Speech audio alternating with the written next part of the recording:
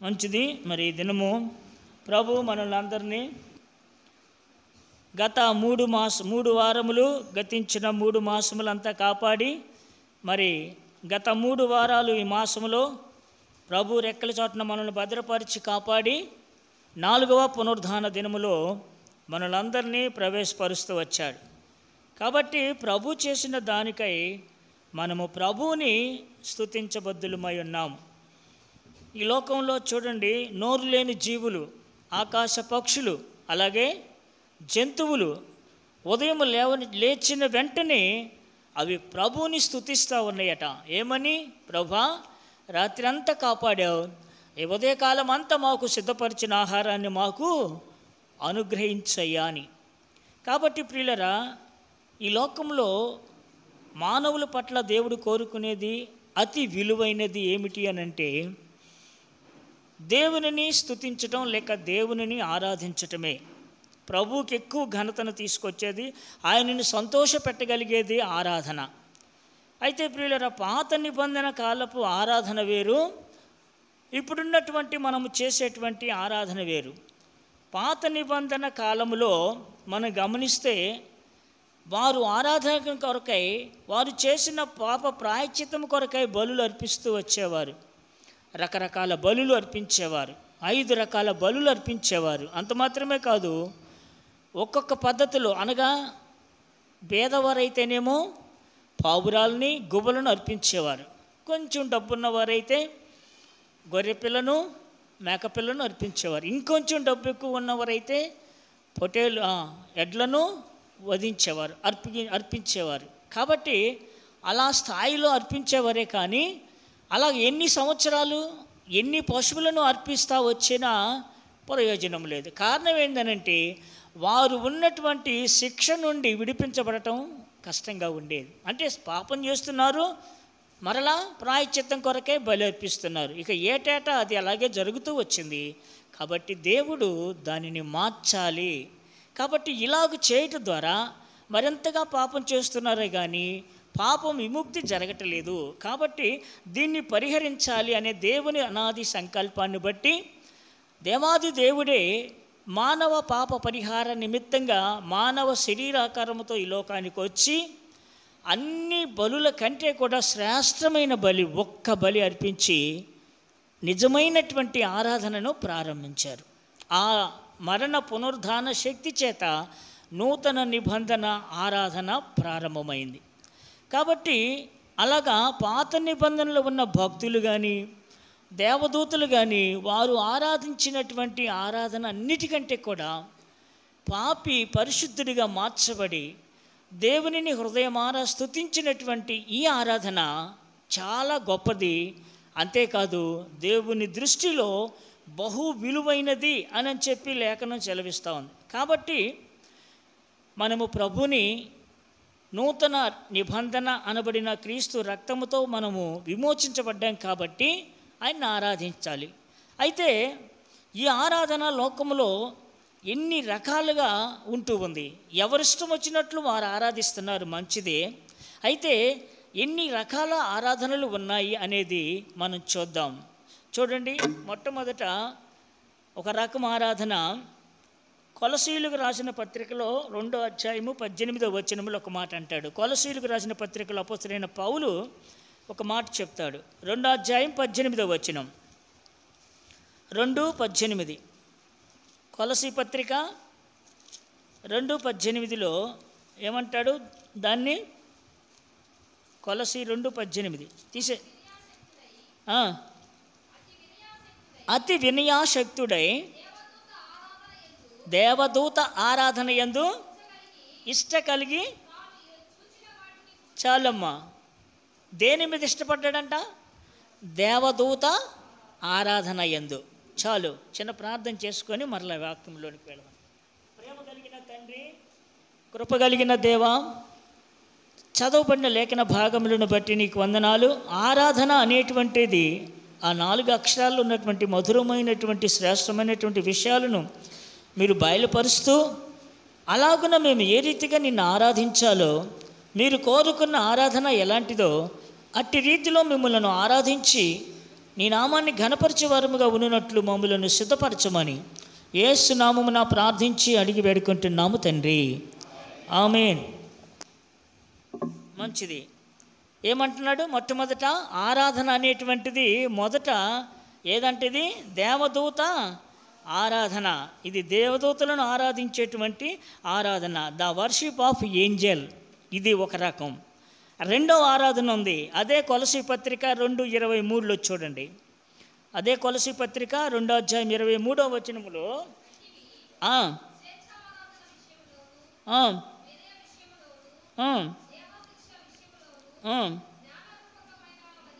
అక్కడ ఏమంటున్నాడు? స్వేచ్ఛ ఆరాధన విషయంలోను. అనగా ఇది ఎట్లాంటిదనంటే ఫ్రీడమ్ ఆఫ్ వర్షిప్, స్వేచ్ఛ ఆరాధన. వారి ఇష్టం వచ్చినట్లు ఆరాధించుకోవచ్చు. మొదటిదేమో దేవదూత ఆరాధన. అందులోనే దేవతలు ఆరాధించారంట, దేవతలను ఆరాధించేది. అట్లా ఇక్కడ దేవదూతల ఆరాధన. కాబట్టి రెండవది స్వేచ్ఛ ఆరాధన, అనగా వారి ఇష్టం వచ్చినట్లు వారు స్వేచ్ఛగా ఆరాధించుకోవటం. అంటే ఏంటి? యోగ్యము కాని దాని కొరకు తమను తాము అర్పించుకొని సిద్ధపడి ఆరాధించేటువంటి ఆరాధన, దీనినే స్వేచ్ఛ ఆరాధన అన్నాడు. మూడవది చూద్దాం, మార్కు సువార్త 7:7. ఇక్కడ మార్కు గారు తెలియపరుస్తున్నాడు. మార్కు 7:7 మార్కు సువార్త 7:7 అంటాడు. ఏమంటున్నాడు? పైనుంచి, వారి హృదయము నాకు దూరముగా ఉన్నది, వారు మానవులు కల్పించిన పద్ధతులు దేవోపదేశములని బోధించుచు నన్ను వ్యర్థముగా ఆరాధించుచున్నారు. ఇది ఎలాంటి ఆరాధన అంట? వ్యర్థమైన ఆరాధన. ఇది ఎలా ఆరాధన అంటే ఏం చెప్తున్నాడు ఇక్కడ? మనుషులు ఏర్పరచుకున్నటువంటి దైవోపదేశాలని చెప్పి పెదవులతో ఆరాధిస్తున్నారంట. ఇది వ్యర్థమైన ఆరాధన అని అంటున్నాడు. కాబట్టి ఇప్పుడు 3 అయినాయి. మొదటిది దేవదూత ఆరాధన, రెండవది స్వేచ్ఛ ఆరాధన, మూడవది వ్యర్థమైన ఆరాధన. 4వది చూడండి. యోహాను సువార్త 4:22. ఇక్కడ యోహాను భక్తుడు రాస్తున్నాడు. యోహాను సువార్త 4:22 ఇదే ఆరాధన అంట. చూడండి అమ్మా. మీరు మీకు తెలియని దానిని ఆరాధిస్తారు. అది అంటే ఇదేంటి? తెలియని ఆరాధన అంటే ఏంటి? అది దేన్ని ఆరాధించాలో, ఎలా ఆరాధించాలో, ఎందుకు ఆరాధించాలో అనేటువంటిది తెలియదు. కారణం ఏంటంటే మా పూర్వీకులు ఆరాధించారు, వారు సాంప్రదాయ ప్రకారంగా చేస్తూ వచ్చారు, కాబట్టి మేము కూడా అలాగే ఆరాధిస్తాము అని అంటున్నాడు. దీన్ని ఏమంటున్నాడంటే యేసు ప్రభు, ఇది తెలియని ఆరాధన చేస్తున్నారు, అందరూ ఆరాధిస్తున్నాం అని చెప్పి అంటున్నారు, కానీ ఇది తెలియనటువంటి ఆరాధన. 4 అయిపోయినాయి. 5వ ఆరాధన ఏంటంటే అదే యోహాను సువార్త 4:24 ఏం చెప్తుంది? దేవుడు ఆత్మ గనుక ఆయనను ఆరాధించువారు ఆత్మతోనూ సత్యముతోనూ ఆరాధించవలెను. ఇది అసలైన ఆరాధన. నిజమైన ఆరాధన ఏంటి అనంటే ఆత్మతో సత్యముతో ఆరాధించేటువంటి విధానము, ఇది ఆరాధన అంటున్నాడు. కాబట్టి లోకములో వివిధ రకాలైనటువంటి మానవులు, ఏ జాతి వారైనా, ఏ దేశానికి చెందిన వారైనా ఈ 5 రకాల ఆరాధనలో ఉంటారు తప్పనిసరిగా. అయితే మనము ఈ 5 రకాల ఆరాధనలు మనం చేస్తున్నాం కదా. చెప్పండి. మొదటిది దేవదూత ఆరాధన, రెండవది స్వేచ్ఛారాధన, మూడవది వ్యర్థమైన ఆరాధన, 4వది తెలియని ఆరాధన, 5వది ఆత్మతో కూర్చున్నటువంటి ఆరాధన. ఈ ఆరాధనలో అయితే ఇప్పుడు ఒక ప్రశ్న, ఈ 5 మనము ఏ ఆరాధనలో ఉన్నాము, ఏ టైపు ఆరాధన చేస్తున్నాము చెప్పాలి. వీటిల్లో మనం ఏ ఆరాధన చేస్తున్నాము? ఆదివారం అబద్ధం ఆడకూడదు. ఆత్మతో మనం ఆరాధిస్తున్నాం. ఈ ఆరాధన ఎప్పుడు ప్రారంభమైంది అనంటే ప్రియులరా, ప్రభు అయిన మానవుల యొక్క పాప పరిహారం చెల్లించి నిజమైనటువంటి ఆరాధన, ఆత్మతో కూడిన ఆరాధన, సత్యముతో కూడిన ఆరాధన ప్రారంభించాలని ప్రభు అయిన యేసుక్రీస్తు వారే ఈ లోకానికి వచ్చాడు. కాబట్టి ఇలాంటి ఆరాధన చేయాలని ప్రభు మన పట్ల ఆయన ఆశ కలిగి ఉన్నాడు, ఆయన కోరుకుంటూ ఉన్నాడు. కాబట్టి ఇలాంటి ఆరాధన ఎవరైతే చేస్తారో, లోకంలో రకరకాల పద్ధతులు, రకరకాల విధాలలో ఆరాధిస్తూ ఉన్నారు ప్రియులరా. అయితే అలాంటి రీతిలో ఆరాధించడానికి వచ్చినటువంటి మనము ఏ రీతిగా మనం ప్రభువుని ఆరాధించాలి, ఎలాగ మనము ఆరాధిస్తే ప్రభువు మన యొక్క ఆరాధనను ఆయన స్వీకరిస్తాడు అని అంటాడు. కాబట్టి ఎందుకు ఇలాగనంటే ఆయన రక్షణ పొందినటువంటి బిడ్డలు, నిజ రక్షణను ఎరిగినటువంటి వారు తమ్మును తాము హృదయపూర్వకంగా ప్రభువుకి సన్నిధిలో అర్పించుకుంటూ ఆ మొక్కుబడులు అనబడినటువంటి ఆ రీతిగా ఆయన నామాన్ని ఘనపరుస్తూ ఆయనను మనమేం చేయాలంట, ఘనపరిచి స్తుతించే వారంగా ఉండాలి. అయితే ప్రియులరా, దీన్నే మామూలుగా చాలామంది పూర్వీకులు ఏమన్నారు అని అంటే దాని విషయమై చూడండి పూజ అన్నారు. ఏమన్నారంటే దాన్ని ఆరాధన అనే మాటలో 5 విషయాలు ఉన్నాయి. దాన్ని కలిపి తెలుగులో అన్ని విషయాలు 5 విషయాలు ఉంటే ఇంగ్లీష్లో ఓన్లీ వర్షిప్ అని అంటాడు. వర్షిప్ మీన్స్ 5 విషయాలు ఉన్నాయి. ఏంటవి అనంటే మనం చూస్తే సహజంగా మనం ఏమనుకుంటామంటే పూజ అనంటే క్రైస్తవేతరులు చేసేది పూజ అనుకుంటాం. కానీ బైబిల్లో మొట్టమొదట నూతన నిబంధనలో పూజ అనే మాట భక్తుడైనటువంటి మత్తయి సువార్తలో మొట్టమొదట ప్రస్తావనకు వచ్చింది. ఎందుకు అనంటే చూడండి ఇక్కడ అంటాడు, పూజ అనే మాట మత్తయి సువార్త 2వ అధ్యాయం 2వ వచనంలో వాళ్ళు మహాజ్ఞానులు అడుగుతున్నారు రాజు దగ్గరికి వచ్చి, అయ్యా ఏమంటున్నాడు, యూదుల రాజుగా పుట్టినవాడు ఎక్కడ, మేము ఆయనను చూచి పూజింపవచ్చితిమి. వాట్ ఈజ్ ద వర్షిప్ అంటే పూజ. మరి పూజ చేయటానికి వచ్చాం కదన్నా, మరి ఏ సామాగ్రి లేదా ఎవరి దగ్గర కూడా బైబిల్ తప్ప ఏదో ఒక సామాగ్రి, పూజ సామాగ్రి ఉండాలి కదా. పూజించడం అంటే 4-5 వస్తువులు సామాగ్రి పెట్టుకోవాలి. కానీ యేసు ప్రభుకి నిజమైనటువంటి సామాగ్రి ఆ పూజకి ఏంటనంటే విరిగి నలిగిన హృదయమే ఆయన సామాగ్రి, మనమే ఆయన సామాగ్రి, పూజా సామాగ్రి. అందుకనే ఇక్కడ అంటాడు వర్షిప్ అనేది 5 రకాలైన వర్షిప్ అనగా ఆరాధనలు చేస్తున్నారు. అదే రీతిలో ఈ మాటకు సరైన భావం ఏంటయ్యానంటే తెలుగులో 5 విధాలుగా చెప్తా వచ్చారు. ఏంటి అంటే మొదటిది పూజ, రెండవది స్తోత్రము, మూడవది నమస్కారము, నాలుగవది సాగిలపడుట, ఐదవది ఆరాధన. ఈ 5ంటిని కలిపి ఆరాధన అని తెలుగులో అంటున్నారు, మనం ఇంగ్లీష్లో వర్షిప్ అని అంటున్నాం. అయితే ప్రియులరా, మనము ఈ రీతిగా ప్రభువుని ఎందుకు ఆరాధించాలి? ఇలాగున మనం చూసాం కదా, 5 రకాల ఆరాధనలు లోకంలో ఉన్నాయి. అయితే రకరకాల ఆరాధనలు చేసుకున్నప్పటికీ మనం ఎలాంటి ఆరాధన చేయాలి, ఎందుకు చేయాలి, అసలు ఎందుకు ప్రభువుని మనం ఆరాధించాలి అని అంటే ఒకే ఒక్క మాట చూద్దాం రండి. రోమీయులకు రాసిన పత్రిక అపోస్తలుడైన పౌలు రోమా సంఘానికి రాస్తూ 8వ అధ్యాయము 1వ వచనములో ఒక మాట అంటాడు చూడండి. కాబట్టి ఇప్పుడు క్రీస్తు యేసునందున్న వారికి ఏ శిక్షా విధి లేదు. ఎందుకు మనం ప్రభుని స్తుతించాలి, లేక ఆరాధించాలి, మ్రొక్కాలి, ఏమండి నమస్కరించాలి, సాగిలపడాలి? అందుకే 3 పాటలు అవే తీసా. మొదటిది పూజ, రెండవది స్తోత్రము, మూడవది నమస్కారముగా. కాబట్టి ప్రియులరా, ప్రభుని స్తుతించడానికి, నమస్కరించడానికి, సాగిలపడటానికి బలమైన కారణం ఏంటయ్యానంటే ఇప్పుడు క్రీస్తు యేసునందున్న వారికి ఏ శిక్షా విధి లేదు. అంటే ఒకప్పుడు దేని కింద ఉన్నాము అని అంటే శిక్ష కింద ఉన్నాం. అనగా ప్రియమైనవారు, బహు భయంకరమైన శిక్ష. ఆ శిక్ష నుండి తప్పించబడ్డాం.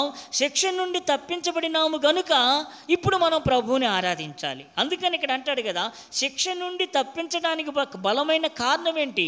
పాత నిబంధనలో శిక్ష నుండి తప్పించుకోవటానికి రకరకాల బలులు అర్పించారు. వాటన్నిటికీ మించిన బలి అక్షరార్థమైనటువంటి రీతిలో వారు బలి అర్పిస్తూ వచ్చారు. కానీ గొర్రెపిల్ల రక్తముతో విమోచించబడినారు ఆ ప్రజలు, పాత నిబంధన ప్రజలు. క్రొత్త నిబంధన వచ్చేటప్పటికి మనము క్రొత్త నిబంధన అనబడినటువంటి క్రీస్తు రక్తముతో ఒకే బలి అర్పించాడు.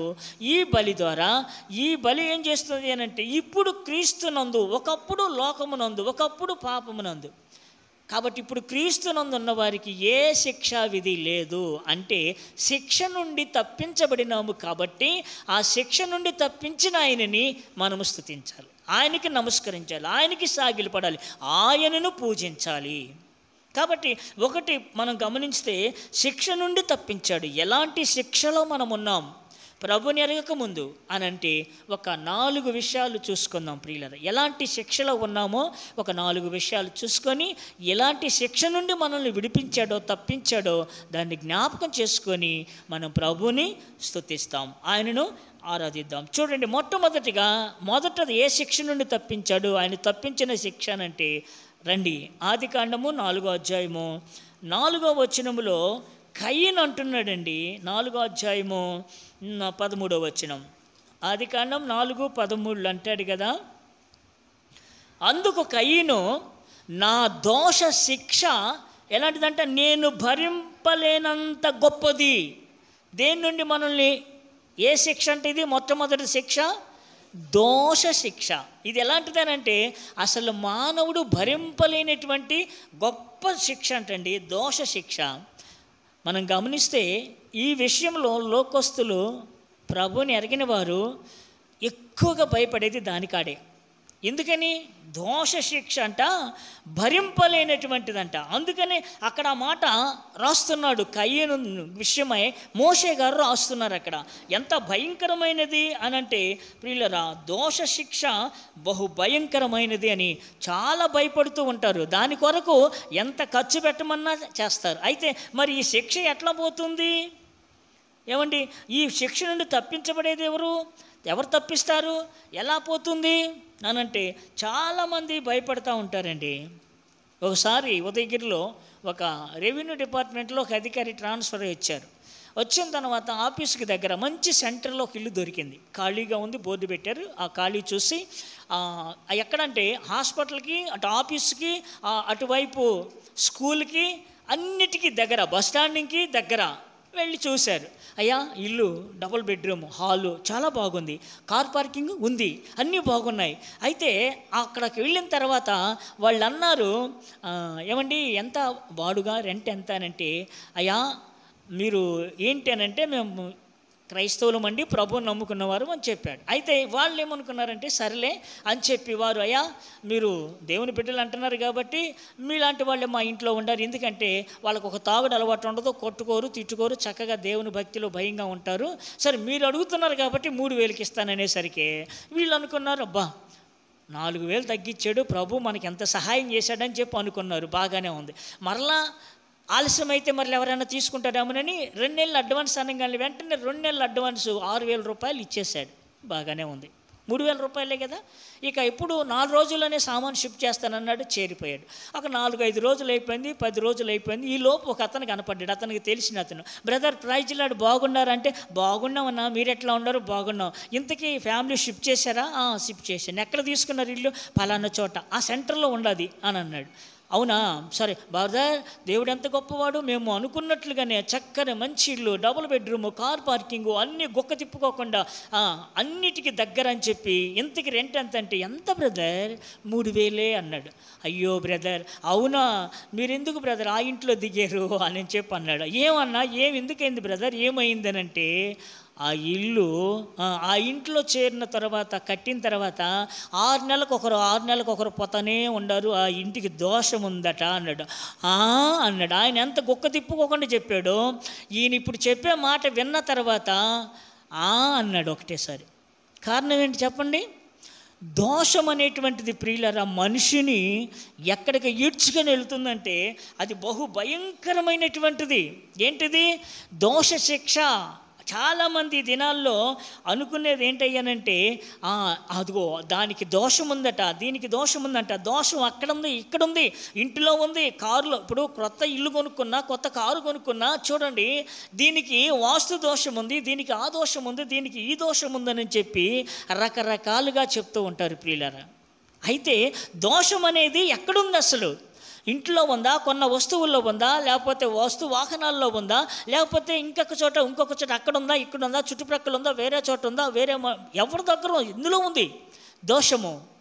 మానవుని బలహీనతను బట్టి దాన్ని సొమ్ము చేసుకునేటువంటి వారు లేనిపోయిన మాటలు చెప్పి వారిలో భయాన్ని పుట్టించి, ఈ దోషం పోవాలంటే నువ్వు ఇది చేస్తే దోష పరిహారం అవుతుందని వారి చేత ఖర్చు పెట్టించి అన్ని చేసినా కూడా పోతుందా? పోదు. కారణం ఏంటి చెప్పండి? అసలు దోషం అంతా ఎక్కడుంది అని అంటే నీలో నాలోనే ఉంది. దోషం అనేది ప్రతి మనిషిలో ఉంది. ఆ దోషమే, అందుకనే పాపిష్టి జనమా, యెషయా గ్రంథంలో రాస్తాడు ఇశ్రాయేలును ఉద్దేశించి 1వ అధ్యాయం 4వ వచనంలో, పాపిష్టి జనమా, దోషభరితమైన ప్రజలారా అంటాడు. ప్రియులారా, ఎక్కడుంది దోషము? వస్తువుల్లో లేదు, వాహనాల్లో లేదు, కొన్నటువంటి మరొక ఇంటి దోషు, మరి వాస్తులో, ఇవన్నీ కూడా మానవులు కల్పించిన పద్ధతులు ప్రియులారా. అంతేకాదు ప్రతి మనుషుడు అనుకుంటాడు తనలో ఉన్నటువంటి బలహీనత, తనలో ఉన్నటువంటి దాన్ని ఎదుటివాని మీద వేయటానికి ఏదో ఒకటి చెప్పి తాను తప్పించుకోవాలని ప్రయత్నం చేస్తాడు. అందుకని ఇది ఏంటి అంటే మొదట దోష శిక్ష. అందుకనే మరి దావీదు మహారాజు అంటాడు, ప్రభువా నా దోషము పోవునట్లు నన్ను ఏం చేయాలా? క్లీనిష్ మీ, కడుగు నన్ను. ఎట్లా పోతుంది దోషం చెప్పండి? నల్లకోడిని కోస్తే పోతుందా? లేక పలానది చేస్తే పోతుందా? ఇంకొకటి చేస్తే పోతుందా? పోదు. ఎందుకని? అసలు ఉన్నదే మానవుని యొక్క జీవితంలోనే, మనిషిలోనే దోషం. మనిషే దోషి. నిర్దోషి ఎవడు? స్త్రీకి పుట్టినవాడు నిర్దోషి ఎలా కాగలడు? యోబు గ్రంథంలో అంటాడు.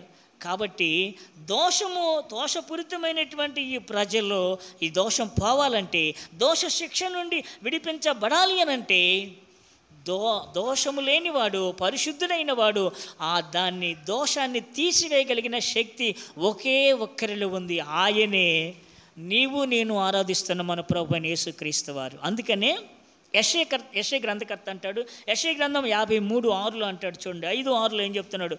యెషయా గ్రంథము 53వ అధ్యాయము 5-6 వచనములో ఓ మంచి మాట రాస్తున్నాడండి. ఏమంటాడు? మన అతిక్రమ క్రియలను బట్టి అతడు గాయపరచబడిను, మన దోషములను బట్టి. చాలమ్మా, మన దోషాలు ఏం చేసినాయి అంటే ఆయన నలగొట్టినాయి అంట, గాయపరిచినవి అంట. ఇప్పుడు దోషం పోవాలంటే నల్లకోడిని కోస్తే పోతుందా? ఏమండి, వాళ్ళు ఏదో చేస్తే పోతుందా? ఏ కార్యం చేసినా పోదు, దానికి రెట్టింపు అవుతుందే కానీ పోదు. మరి ఎలా? దోష శిక్ష నుండి మానవుడు తప్పించబడటం ఎలానంటే, అందుకని ఏ శరీరాకారంతో మానవుడు దోషిగా నిర్ణయించబడ్డాడో, దోషిగా దేవుని ఎదుట నిలబడ్డాడో, ఇప్పుడు ఆ దోషానికి నివృత్తి చేయటానికి పాప శరీరాకారంలో, మానవ ఆకారంలో దేవాది దేవుడే మానవుడుగా శరీర రీతులు ఈ లోకానికి వచ్చి, ప్రియులరా, ఆయన ఏమయ్యాడనంటే గాయపరచబడ్డాడు. దోషములను బట్టి నలగగొట్టుతూ వచ్చారు. కాబట్టి మన దోష శిక్షనంతటిని ఏం చేశాడంటే అతను సిలువలో భరించాడు అని అంటున్నాడు. కాబట్టి అతను మన దోషమునంతటిని భరించాడు కాబట్టి, ఆ రక్తము చిందించాడు కాబట్టి, ఇప్పుడు దోష శిక్ష నుండి మనల్ని విడిపించారు. కాబట్టి ఇప్పుడు క్రీస్తునందున్న వారికి ఏ శిక్షా విధి లేదు. క్రీస్తునందు ఏ శిక్షా విధి లేకపోవటానికి మొదటి శిక్ష ఏంటంటే, యేసుప్రభు వారు విడిపించింది దోషభరితులైన మనలను, దోషులుగా దేవుని ఎదుట నిలబడినటువంటి మనలను దోష శిక్ష నుండి మనల్ని ఆయన విడిపించాడు. కాబట్టి ప్రియులారా, అందుకని కీర్తనకాడు అంటాడు, నా దోషం. మోషే ప్రార్థన చేస్తాడండి. ఏమంటాడు? 90వ కీర్తనలో చూడండి, మోషే గారు ఏమని ప్రార్థన చేస్తున్నాడు? మా దోషములను నీవు నీ ఎదుట ఉంచుకొని ఉన్నావు, నీ ముఖ కాంతిలో మా రహస్య పాపములు కనబడుచున్నవి. అంటే ఎక్కడ ఉన్నాయంట మన దోషాలు? మానవుని యొక్క దోషాలు ఆయన ఎదుటే ఉన్నాయి, అంతేగాని ఎక్కడెక్కడో రహస్యంగా లేవు దోషాలు. కాబట్టి ఈ రహస్య దోషాలు, ఈ రహస్య పాపలు, ఈ దోషములన్నీ కూడా ఆయన తుడిచివేయాలి, ఆయన కడిగి వేయాలి. కాబట్టే కీర్తనకాడు అంటున్నాడు, ప్రభువా నన్ను కడుగుము, నన్ను పవిత్రపరచుము అని అంటున్నాడు. కాబట్టి ఇది ఎలా సాధ్యమైందనంటే శిలువ త్యాగమును బట్టి. ఆయన శిలువలో మన కొరకు దోషిగా శిక్షించబడ్డాడు కాబట్టి, మన దోష శిక్షనంతటిని ఆయన భరించాడు కాబట్టి, ప్రియులారా, ఆయన తప్పించాడు కాబట్టి మన హృదయమారా ప్రభువుని మనము స్తుతించే వారంగా మనం ఉండాలి. సో మొదటిగా ప్రభు మనల్ని తప్పించినటువంటి శిక్ష, దోషభరితులమైన మనలను దోష శిక్ష నుండి తప్పించాడు కాబట్టి ఆయనను మనము స్తుతించాలి, ఆరాధించాలి. సో రెండవది చూద్దాం రండి. రెండవదిగా చూస్తే యోహాను సువార్త, ఇదే శిక్ష అంట. యోహాను సువార్త 8వ అధ్యాయము 10వ వచనం. యోహాను సువార్త 8:10 మనందరికీ తెలిసిన వచ్చిన భాగాలే, కానీ అందులో ఉన్న కొన్ని పరిశుద్ధాత్ముడు మనకు కొన్ని కొత్త విషయాలు ఆరాధన కొరకై మన దృష్టికి తీసుకొని వస్తున్నాడు. 8, 10 యేసు తల ఎత్తి చూసి, అమ్మా వారెక్కడున్నారు? అది ఎవరు నీకు శిక్షించలేదా, ఎవరును నీకు శిక్ష విధింపలేదా అని అన్నారు. ప్రభు అడిగాడు. ఆ మాట అర్థం ఏంటి? ఇది ఏ శిక్ష? ఎందుకు ప్రభువారు ఆ మాట అంటున్నారు అంటే అసలు ఈమె ఎవరు అని అంటే, ప్రియులారా గమనించండి, మొదటిదేమో దోష శిక్ష నుండి మనల్ని విడిపించాడు, శిక్ష నుండి రక్షించాడు ప్రభువైన యేసుక్రీస్తు వారు. ఇప్పుడు రెండో శిక్ష ఏంటంటే, ప్రతి మనుషుడు చూడండి, ఆమె ఏ రీతిగా అయితే పాప శిక్ష ఏం చేసిందంటే పట్టించిందామని. ఆమె ఎలాంటి పాపంలో ఉంది అని అంటే బహుభయంకరమైన పాపము. ఏంటిది అని అంటే, వ్యభిచారము చేత పట్టుబడిన ఒక స్త్రీని ఉదయమున వేకువు జామునే పట్టుకొని ఆమెను తీసుకొని ఎక్కడికి వచ్చారో తెలుసా అండి? యేసుక్రీస్తు ప్రభువారు మందిరములో వాక్యాన్ని బోధించుచూ ఉండగా వారు అందరూ కలిసి ప్రభు దగ్గరకు వచ్చి అడుగుతున్నారు, ప్రశ్నిస్తున్నారు, వ్యాజ్యమాడుతున్నారు. యేసు, నువ్వు ప్రవక్త అంటున్నావు కదా, నువ్వు ధర్మశాస్త్రం అంతా తెలిసినట్లుగా చెప్తున్నావు కదా, ఈ స్త్రీ ఉందే, ఈమె వ్యభిచారంతో పట్టుబడింది. ధర్మశాస్త్ర ప్రకారంగా, ధర్మశాస్త్రములో మోషే రాయించిన ప్రకారంగా ఇప్పుడు ఈమెనేమి చేయాలి? రాళ్లతో కొట్టి చంపాలా, విడిచిపెట్టాలా చెప్పు అని అన్నాడండి. గమనించండి, వారేమో పాపపు ప్రజలయ్యుండి పరిశుద్ధుడు పైపెచ్చు వాక్య పరిచర్య చేస్తున్నప్పుడు, వాక్యం మీద ఉన్నప్పుడు వాళ్ళు వచ్చి ప్రభువుని అడుగుతున్నాడు. సహజంగా మనము వాక్యం జరుగుతున్నప్పుడు ఎవరైనా వచ్చి అబ్జెక్షన్ చేస్తే, వాక్యం జరుగుతుంది అక్కడ, నువ్వు కాసేపు ఉండు తర్వాత మాట్లాడతామని అంటారు. అట్లాంటిది దేవాది దేవుడే పరలోక సంబంధమైన వాక్యాన్ని అందిస్తూ ఉంటే వాళ్ళు వచ్చి ఏమి అభ్యంతరం చెప్తున్నారు? పోనీ సావు బ్రతుకుల్లో ఉన్నాడు, ప్రార్థన చేయమంటున్నారా? రోగంతో వచ్చాడు, బాగుపరచమంటున్నారా? అది కాదండి. వారి ఉద్దేశం ఏంటంటే, నిత్యము పాపము ఎక్కడ జరుగుతుందో భూతద్దం వేసి చూస్తున్నారు.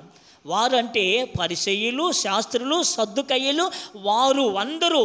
అంతేకాదండి, వారితో పాటుగా పిల్లలు కూడా ఏకమయ్యారు. పిల్లలు ఎక్కడుండాలా? దేవుని సన్నిధిలో ఉండాలా, మందిరానికి రావాలా. కానీ తల్లిదండ్రులేమో ఎక్కడ పాపం జరుగుతుందా అని ఎదురు చూస్తూ ఉంటే, పాప సంబంధమైన కార్యాల్లో వాళ్ళుంటే, వాళ్ళతో పాటుగా పాపంలో పట్టుబడిన వారిని శిక్షించడానికి ఏకీభవించి రాళ్ళు తీసుకొని పిల్లలు వచ్చారంటండి.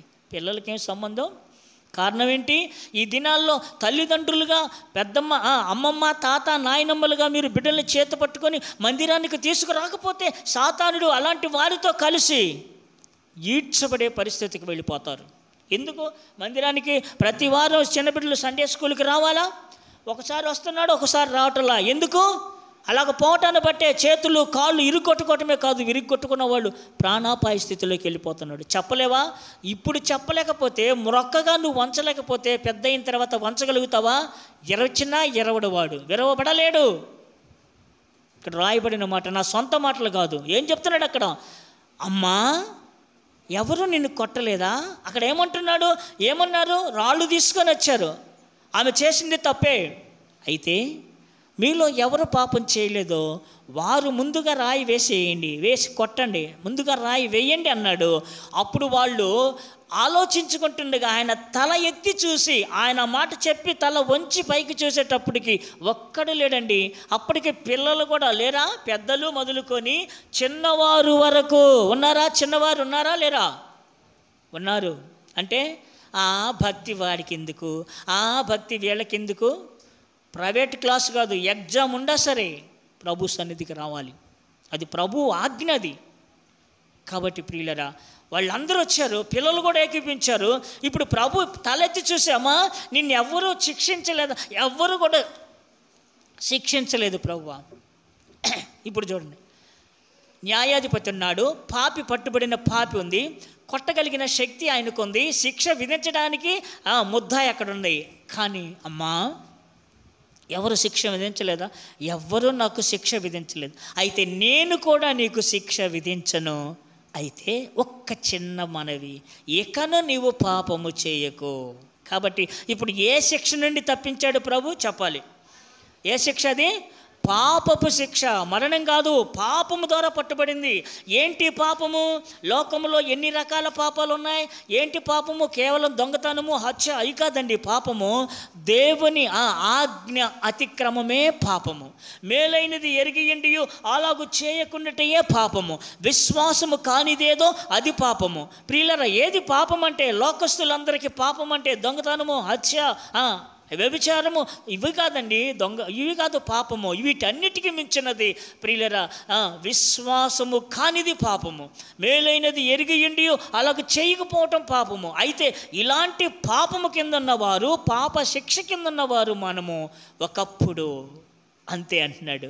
మొదట క్రీస్తేసులో ఉన్న వారికి ఏ శిక్ష విధి లేదు. మొదటి శిక్ష మనము దోషభరితులంగా ఉన్నాం, దోష శిక్ష నుండి తప్పించాడు. రెండవదిగా పాప శిక్ష నుండి ఉన్నాము, పాప శిక్షలో ఉన్నాము అనగా ప్రియులరా పాపం వలన పట్టుబడిన వారము. అందుకని నీ పాపము నిన్ను తరిమి పట్టుకుంటుంది అని అంటాడు. శిక్ష నుండి తప్పించాడు. ఏ శిక్ష అదంటే పాపం వలన వచ్చు జీతము మరణము. అయితే ప్రభువైన యేసుక్రీస్తునందు కృపావరము కాబట్టి నిత్య జీవానికి నడిపించాడు. ఇప్పుడు దోష శిక్ష నుండి తప్పించాడు. రెండవది పాప శిక్ష నుండి తప్పించాడు. కాబట్టి ప్రభువా ఎంత గొప్ప ధన్యత ఇచ్చావయ్యా. దోషభరితులంగా ఉన్నటువంటి మమ్ములను ఆ దోష శిక్షలో మమ్మల్ని ఉంచకుండా దోష శిక్ష నుండి మమ్మల్ని తప్పించడానికి మీ కుమారుడు ప్రభువైన యేసుక్రీస్తును శరీరాకారములతో పంపించి సిలువలో నలగొట్టి ఆయన రక్తము ద్వారా మమ్ములను నాయనా మా దోషాన్నంతటినీ కడిగి పవిత్రపరిచావు. రెండవదిగా పాపము చేత పట్టుబడినటువంటి ఆ పాపాత్మురాలైన స్త్రీని ఏ రీతిగా పాప శిక్ష నుండి తప్పించావో మేము కూడా లోకములో ఆజ్ఞాతిక్రమముగా అంత మాత్రమే కాదు, నిన్ను ఎరగని రీతిలో విశ్వాసము కాకుండా అవిశ్వాసులముగా అనేక రకాలైనటువంటి పాప సంబంధమైనటువంటి వాటిలో నిమగ్నమై ఉన్నటువంటి మమ్ములను శిక్ష నుండి మమ్మల్ని తప్పించావు. పాప శిక్ష నుండి మమ్మల్ని తప్పించావు. పాపం వలన వచ్చి జీతము మరణమయ్యా. మరణం అనగా నిత్య నరకము, అగ్ని గుండము. అందులో నుండి మమ్మల్ని జీవములోనికి దాటించావు. జీవము కలిగిన వారంగా నీ సన్నిధిలో మమ్మల్ని కూర్చుండబెట్టావు. కాబట్టి మా జీవమారా, మా హృదయమారా, మా జీవము వచ్చిన దానిని బట్టి మా నోరారా నిన్ను స్తుతిస్తామయ్యా. అది ప్రియులరా ప్రభు కోరుకున్నది ఏంటంటే అది సత్య ఆరాధన అన్నాడు, అది ఆత్మతో ఆరాధన అన్నాడు. ఇప్పటికి ఎన్ని చూసాము? 2 చూసాము. మొదటిది ఏ శిక్ష? దోషభరితమైన శిక్ష. రెండవది ఏ శిక్ష? పాప సంబంధమైన శిక్ష. పాపపు శిక్ష నుండి మనల్ని తప్పించాడు. కాబట్టి ప్రియులరా ఇది ఎలాగా సాధ్యమైంది అనంటే కేవలము ఆయన ఉచితమైన కృప ద్వారా మాత్రమే మనను రక్షించాడు. ఆయన ఈ కృపకు అపాత్రులము. మనము దేనికి పాత్రులము అంటే నిత్య నరకానికి పాత్రులము. కానీ ఆ నరకము నుండి విడిపించి ఆయన కృపను మన పట్ల వెల్లడపరిచి కృప ద్వారా మనల్ని రక్షించాము. కాబట్టి ఇది మన ద్వారా కలిగినది కాదు, ఇది కేవలము ఆయన ద్వారా, ప్రభువైన యేసుక్రీస్తు ద్వారా కలిగినది. కాబట్టి మనము ఆయనను ఏం చేయాలంట? స్తుతించాలి. అందుకని తిమోతి పత్రికలు రాస్తారు. 1 తిమోతి 1:15 పాపులను రక్షించుటకు క్రీస్తు యేసు లోకములోనికి వచ్చినన్ను మాట నమ్మదగినది, పూర్ణ అంగీకారమునకు యోగ్యమైనది. ఇది మనము నమ్మాం కాబట్టి, అది మనము పూర్ణంగా విశ్వసించాం కాబట్టి రెండంతల శిక్ష అనగా దోషభరితమైన శిక్ష నుండి, పాపపు శిక్ష నుండి మనల్ని విడిపించాడు. పేతురు భక్తుడు రాస్తాడు. 1 పేతురు 2:24 రాస్తాడు. చూడమ్మా 2:24 పేతురు భక్తుడు రాస్తాడు. 2:24 ఏమంటున్నాడు అక్కడ? మనము పాపముల విషయమై చనిపోయి నీతి విషయమై జీవించినట్లు ఆయన తానే తన శరీరమును మన పాపములను మోసుకొని మాను మీద మోసుకొని ఆయన పొందిన గాయముల చేత మనకేం జరిగింది? అది. కాబట్టి ప్రియులరా పాపము నుండి, పాపపు శిక్ష నుండి మనల్ని విడిపించినందుకు ప్రభువుని మనము స్తుతించాలి. ఇప్పుడు 2 అయిపోయినాయి. 3వ శిక్ష ఏంటో చూద్దాం రండి. యెషయా గ్రంథము 53వ అధ్యాయము 5వ వచనము. ఇదే శిక్ష అంట. 53వ అధ్యాయము 5వ వచనములు అంటాడు, మన అతిక్రమల క్రియలను బట్టి ఆయన గాయపరచబడిను, మన దోషములను బట్టి నలగొట్టబడిను, మన సమాధానార్థమైన శిక్ష. చాలు. ఏ శిక్ష అంటే ఇది? సమాధానార్థమైన శిక్ష. అందుకనే ఆ రోజున సమాధాన బలులు అర్పించేవారు పాత నిబంధనలో. కానీ ఇక్కడ ప్రభు అంటాడు సమాధానార్థమైన శిక్ష. ఎందుకు అనంటే దేవునితో ఉన్న సంబంధాన్ని తెగ్గొట్టుకున్నాడు మానవుడు, మన పితృడైనటువంటి ఆదామును బట్టి ఆజ్ఞ అతిక్రమించాడు. దేవునితో ఉన్నటువంటి సంబంధాన్ని, దేవునితో ఉన్నటువంటి పరిశుద్ధతను, దేవునితో ఉన్నటువంటి మహిమను, దేవునితో ఉన్నటువంటి ఆ నిత్యత్వాన్ని పోగొట్టుకున్నాడు. ఎప్పుడైతే ఇది పోగొట్టుకున్నాడో దేవునితో వైరం అయిపోయింది, అనగా మనిషికి దేవునికి వైరం అయిపోయింది, అనగా శత్రుత్వం ఏర్పడింది. ఈ శత్రుత్వంలో మధ్య గ్యాప్ ఉండిపోయింది. ఈ ఖాళీని పూర్తి చేయాలంటే అందులో నిలబడగలిగిన మధ్యవర్తి ఒకటి కావాల్సి వచ్చింది. అందుకని ఆ మధ్యవర్తి ఎవరయ్యానంటే, ఎలా ఈ రెండింటిని కలపాలేనంటే, ఇటు దేవుణ్ణి శాంతిపరిచేవాడై ఉండాలి, మానవుని చేయి పట్టుకొని ఆయన చేయి పట్టుకొని ఇద్దరిని కలపగలిగేవాడు ఉండాలి. అలాంటి వ్యక్తే మన ప్రభు అయిన యేసుక్రీస్తు వారు.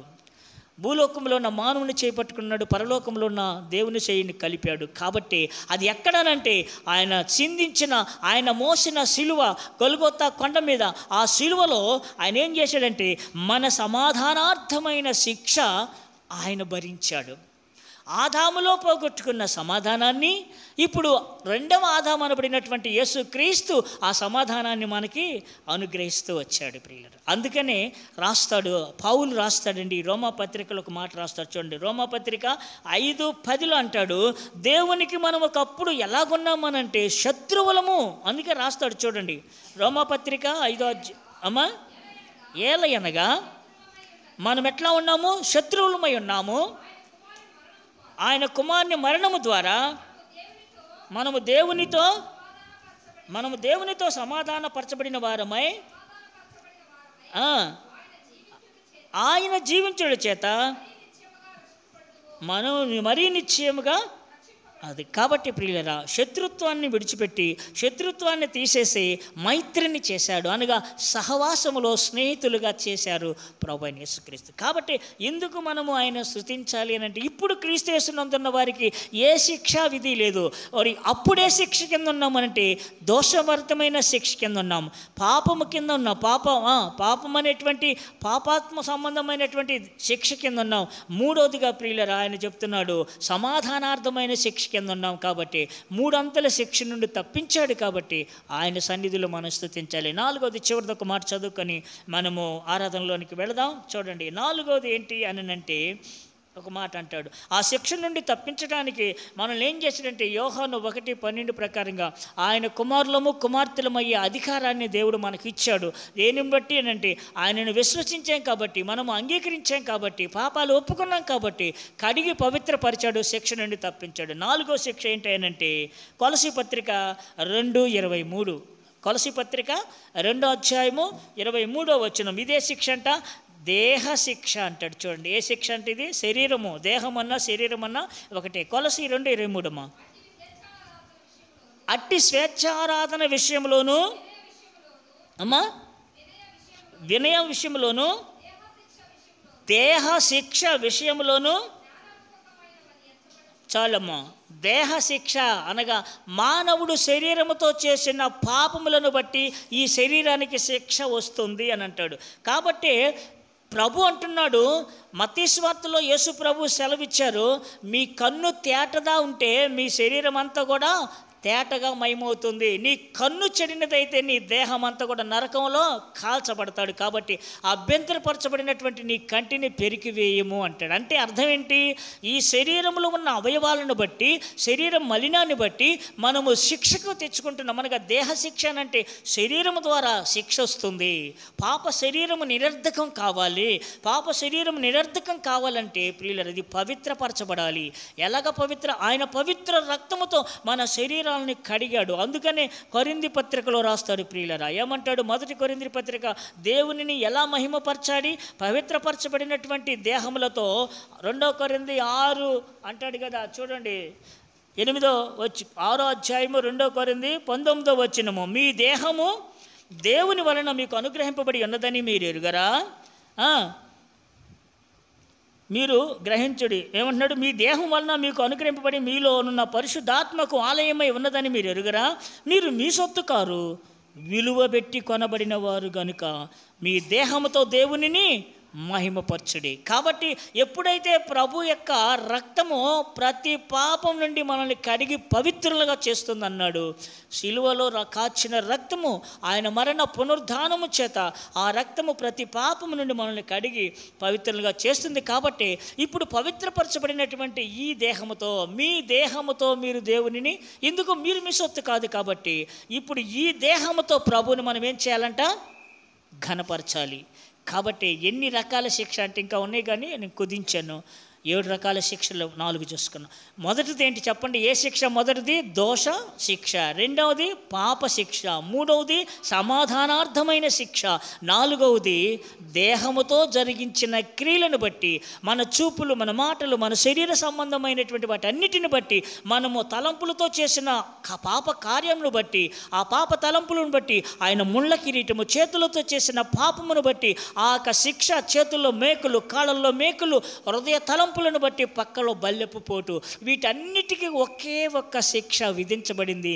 ప్రభువైన యేసుక్రీస్తు వారు ఆయన గొర్రెపిల్లగా సిలువలో వధించబడి సర్వమానవాపవాళి కొరకు ప్రియులరా పరిశుద్ధుడిగా ఆయన మనల్ని మార్చాడు. ఎవరైతే ఆయనను పరిశుద్ధంగా మార్చబడినటువంటి ప్రజలుగా మనము ఆయన సన్నిధిలో చేరి ప్రభువుని మనము స్తుతించే వారంగా ఉండాలి. ఎందుకు అనగా పౌలు అంటాడు, ఇప్పుడు క్రీస్తేసునందున్న వారికి ఏ శిక్ష విధి లేదు. కారణం ఏంటంటే 4 గంటల శిక్ష నుండి ఆయన తప్పించి మిమ్మల్ని ఆయన సన్నిధిలో కూర్చొనబెట్టి ఆయనను స్తుతించగలిగే, ఆరాధించగలిగే ధన్యతలోనికి తీసుకొని వచ్చాడు. కాబట్టి అలాగున ప్రభువా ఈ 4 గంటల శిక్ష నుండి మమ్మల్ని తప్పించవయ్యా.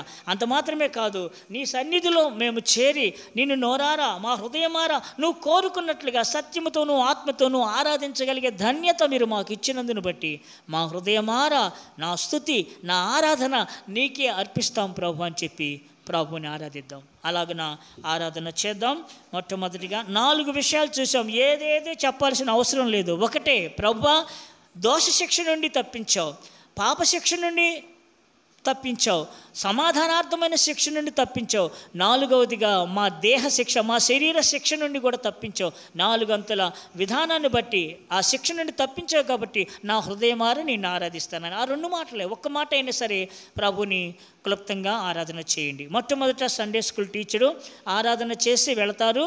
ఆ తదుపరి ఒకరు బ్రదరు, ఒక సిస్టరు మార్చి ఆరాధన చేద్దాం. ఆరాధన తప్పకుండా అందరూ 2 మాటలైనా చేయాలి. ఆరాధన చేద్దాం.